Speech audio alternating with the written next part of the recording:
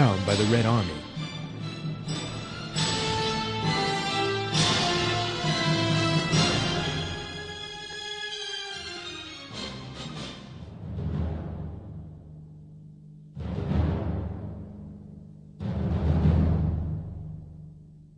Then the Red Army invaded Afghanistan in 1979.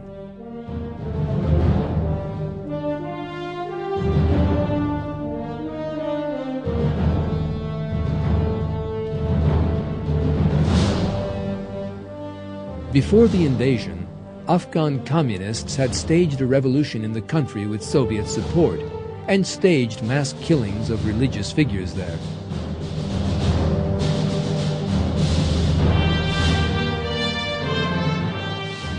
The Red Army entered the country in order to increase the scale of the slaughter.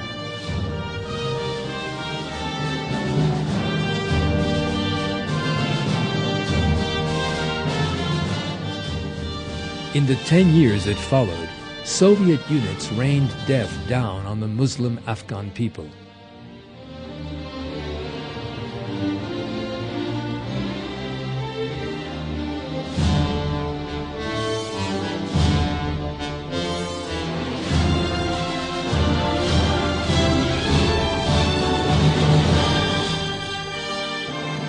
Afghan villages were ruthlessly bombed by Soviet planes and helicopters, and Red Army units inflicted the most barbaric tortures on Muslims.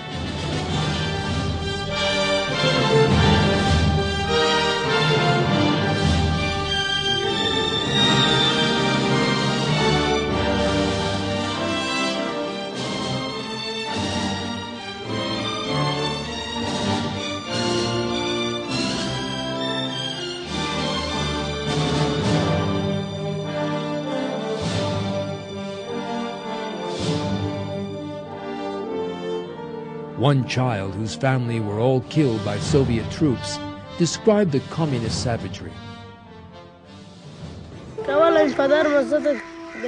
They shot my father 3 times, in his chest, his shoulder, and the back of his neck. He fell down dead. My brother and his commander got very angry and fought back. My brother jumped up and grabbed one of their weapons. More Russians came and cut all my brother's fingers off with a bayonet. So of course he was helpless.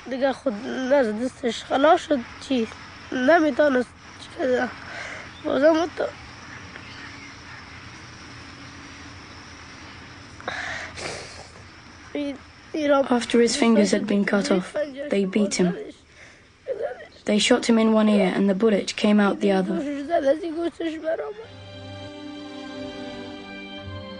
5 million Afghan civilians fled the savagery, becoming refugees.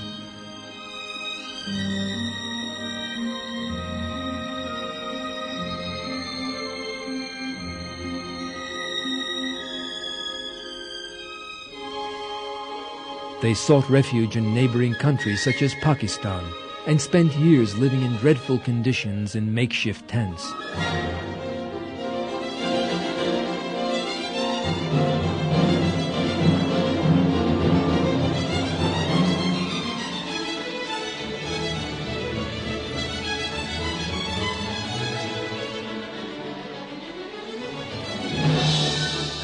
Despite all its military might, however, Soviet Russia failed to overcome the Afghan resistance.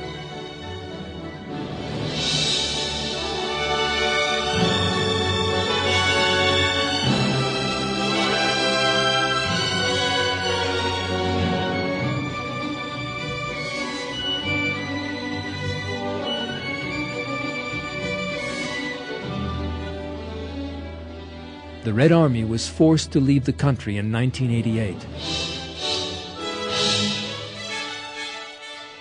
The Soviet tanks left hundreds of thousands of innocent people dead behind them, and once again demonstrated the suffering inflicted on humanity by the ideology known as communism.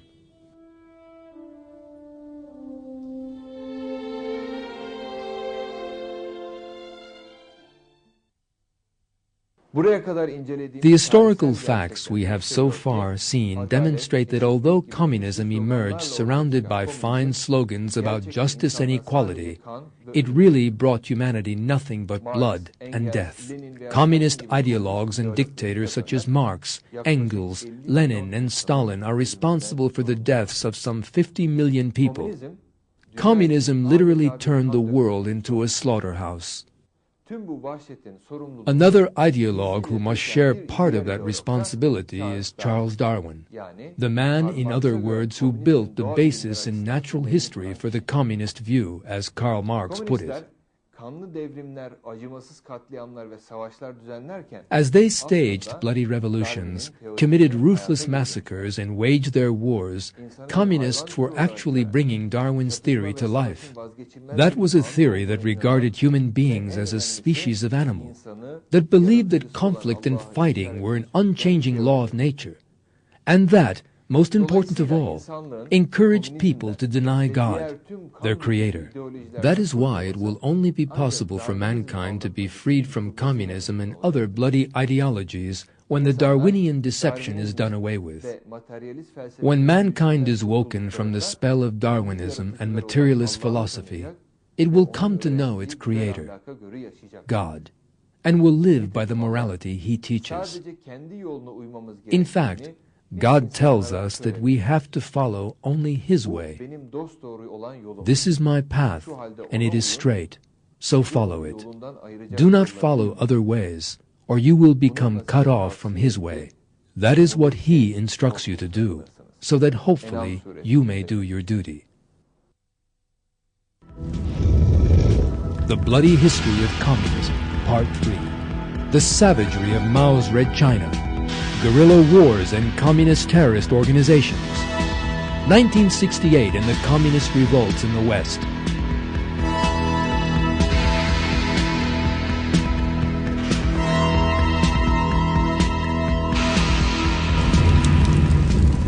Do not miss The Bloody History of Communism, Part 3.